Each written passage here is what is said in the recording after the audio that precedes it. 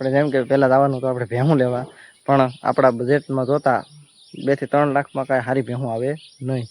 Budget 5 લાખનું budget હોય તો એમાં આપણને સારી એવી ભેહ મળે. મારે તમને આખી પ્રોસેસ બતાવી હતી કે ભાઈ આપણે ગાયું લેવા જઈએ તો કઈ કઈ રીતે આપણે ફેસ કરવું પડે.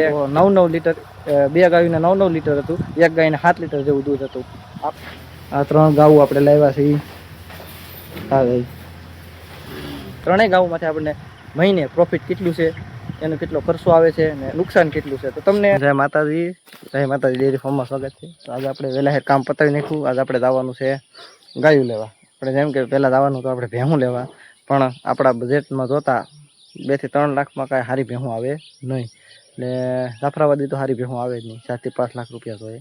એટલે 2-3 લાખ રૂપિયાનું બજેટ છે આપણું.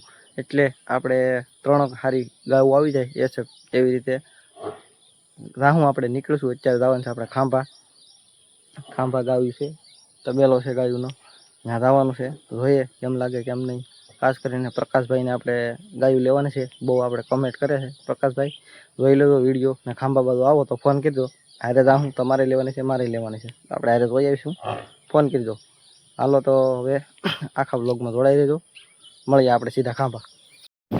જય માતાજી, જય માતાજી.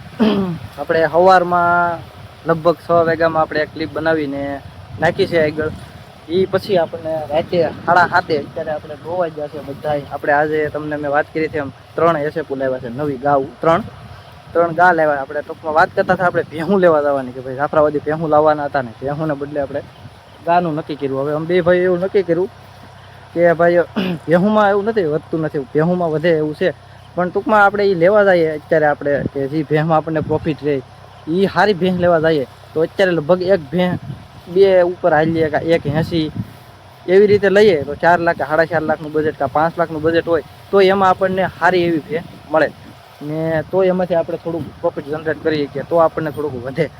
ને એસએફ ગાઉનો અમને બે ભાઈઓ ટોટલ મેરેજ અમને કારણ કે 3 એસએફ ગાઉ પાળેલી છે પહેલાં, હાસવેલી છે, એમાંથી અમને થોડુંક કામેલા છે. એટલે અમને ખબર છે કે એસએફ ગાઉમાં કેટલું વધે.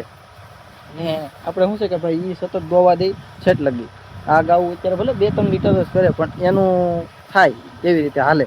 એટલે અમે એવું બે ભાઈએ નક્કી કર્યું કે ભાઈ આપણે અત્યારે એસએફમાં જઈએ તો એમાંથી થોડુંક પ્રોફિટ મળે ને એમાંથી પછી થોડાક પૈસા ભેગા કરી પછી આપણે પાછા એક સારીથી ભેહ લાવીશું તો વ્યવસ્થિત લાવીશું. એમ હવે આપણે લોકલ ભેહ અમારે નથી લેવી, નકર આપણને 1.25 લાખથી 1,30,000 કે 70,000 સુધી 80-90,000 કે એવી રીતે સારી ભેહું મળી રહે એવું નથી. તો અમે એવી રીતે ગોતવાનું ઓલું ન કર્યું. ને અમે આજ ગયા હતા આપણે ખાંભા જવાની વાત હતી, ખાંભા નહોતા ગયા. આખા દિવસની ક્લિપો મેં બધી ઉતારી રાખી છે કે ક્યાં આપણે લેવા ગયા. મારે તમને આખી પ્રોસેસ બતાવી હતી કે ભાઈ આપણે ગાયું લેવા જઈએ તો કઈ કઈ રીતે આપણે ફેસ કરવું પડે, કેવી રીતે આપણે હું મુશ્કેલ આવે, આપણે હું ધ્યાન રાખવું જોઈએ ગાય લેવામાં. મને જેટલી ખબર પડી હું તમારે શેર કરવા માગતો હોઉં પણ વિડીયો ઉતારવાનો ટાઈમ મળ્યો નહીં એટલે હું ખાલી બોલીને તમને કહી દે કે આવી રીતે આ વસ્તુ ધ્યાન રાખવી પડે.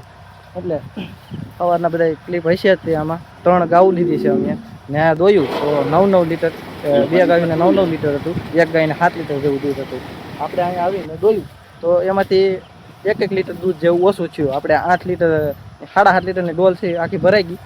એટલે 7 લીટર માનો હાલો કે ભાઈ 9 લીટર વાળી 7 લીટર કર્યું છે ને ઓલી જે 6 લીટર દૂધ કર્યું હતું એણે હોત 7 લીટર દૂધ કર્યું છે. એટલે ટોટલ અત્યારે લગભગ 20 લીટરનો બવણો છે એ ભરાઈ ગયો છે.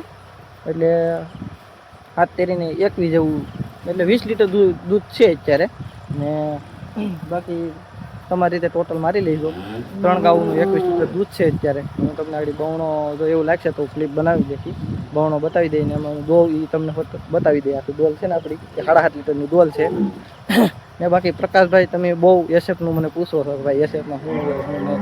તો મને 1 વર્ષનો અનુભવ છે એ મેં તમને લગભગ ઘણીવાર હું કહેતો જાઉં છું આવી રીતે છે. ને પ્રકાશભાઈને સૌથી વધારે કોમેન્ટ હોય ને પર્સનલી મેસેજ મને આવે છે તમારે લેવી હોય તો આપણે તમારે આવજો. હું કંઈ એટલો બધો જાણકાર નથી પણ આપણે હારે રેકર્ડશું ગોઈ જ છું. અને આ જ્યાંથી અમે લાવ્યા ત્યાંથી એ ભાઈ જો બધા લે વેચનું કામ કરે એટલે એમાં એને 10 કે 20,000 રૂપિયા મળે તો આપણને દે.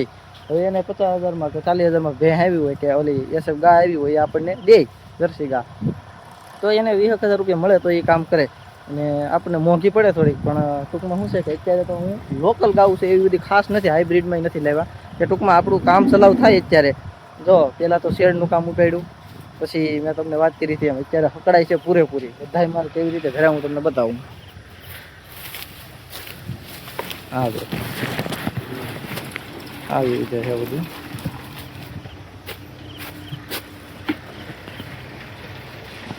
આવી રીતે બધા હકડ મુકડમાં છે. હું તમને અંદર જઈને જ બતાવી દઉં. અત્યારે આ પારુડા છૂટા રાખ્યા છે અહીંયા. આ ત્રણેય ભેહું અહીંયા ખૂણામાં રાખી છે. આ આ આ 3 ગાઉ આપણે લાવ્યા છે. હા ભાઈ તો વ્લોગ ઉતારવાનું કારણ એક જ કે ભાઈ આપણે બહુ કોમેન્ટ આવે છે ભાઈ તમે આખો વ્લોગ ઉતારો, મોટો વ્લોગ ઉતારો, તમે શોર્ટ્સ વિડીયો ઉતારોમાં. ને ખાસ કરીને ભાઈ દોસ્તારો આપણા વ્લોગને પસંદ બહુ કરે છે. ગમે ભાઈ હોશિયાર નથી પણ તો એને મારી જાણકારી અમુકને નથી અનુભવ હસોડો એ લોકોને આવું ગમે. એટલે મારે આખી પ્રોસેસ તમને બતાવી હતી. ગાયું લેવા જાય તો હું વસ્તુનું ધ્યાન રાખવું. અમે 3 ગાયું લાવ્યા છે. હવે એક વસ્તુ ખાસ કે ભાઈ અમે આ 3 ગાયું લાવ્યા છે.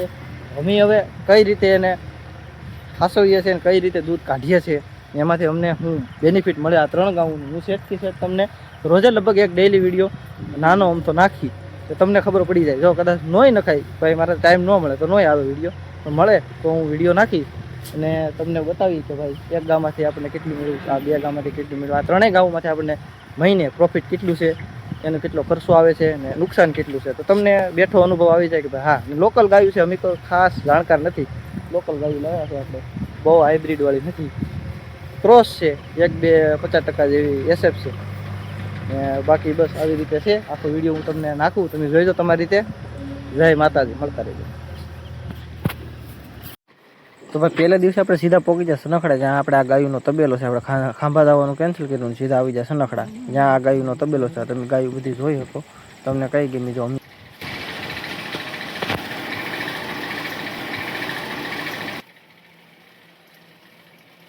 આ એક સિલેક્ટ કરી, આ ભૂરી છે આપણે ક્રોસ બ્રીડની છે એ, અને એક આ સિલેક્ટ કરી,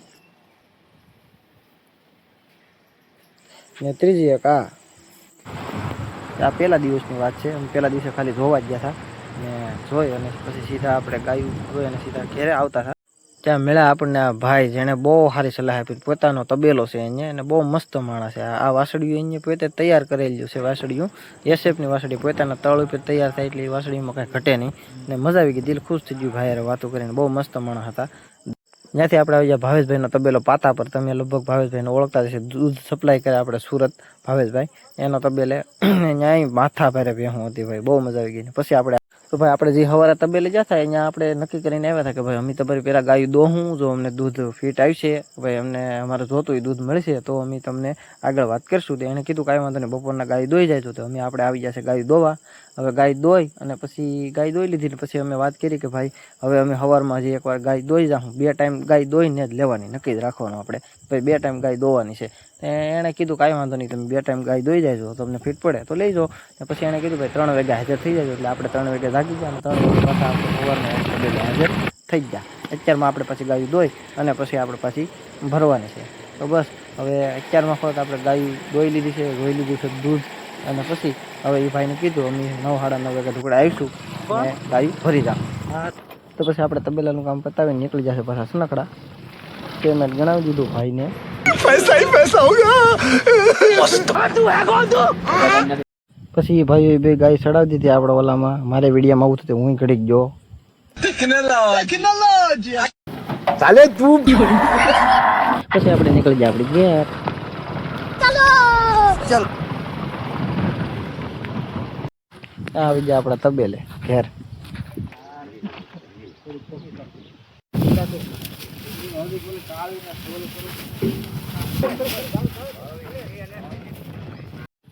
આ ગાયે પણ ફીણા લેવરાવી દીધા ઘડીકો. જોઈ કૌશિક મેકજે મેકી દે. આ ભાઈ ગોળ કરે હોય કા લગાડી દેગી. બોલી કા તૈયા ભરવા જાવ. હવે આગળ ખાઈ જઈ થઈ ગયું. 3 વાગ્યા કાળુ ભાઈ 3 વાગ્યા. આપણે ત્રીજી ગાય લેવા જાય વિડીયો નતા હોય ત્યારે ઘરે લેવા એ વિડીયો ઉતારી લીધા.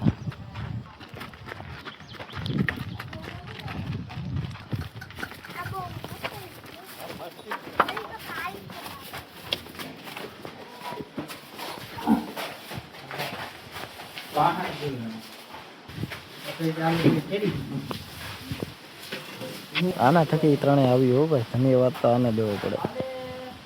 ને આપણે ભાઈ વાત રહી કિંમતની, કિંમત કહેતા ભૂલી જશો તો આપણે કિંમત છે આપણે ત્રણેય ગાયોની 60,000 માં ત્રણેય ગાયો આવી છે. તો બસ અહીંથી તમે બધું જાણો છો. જય માતાજી.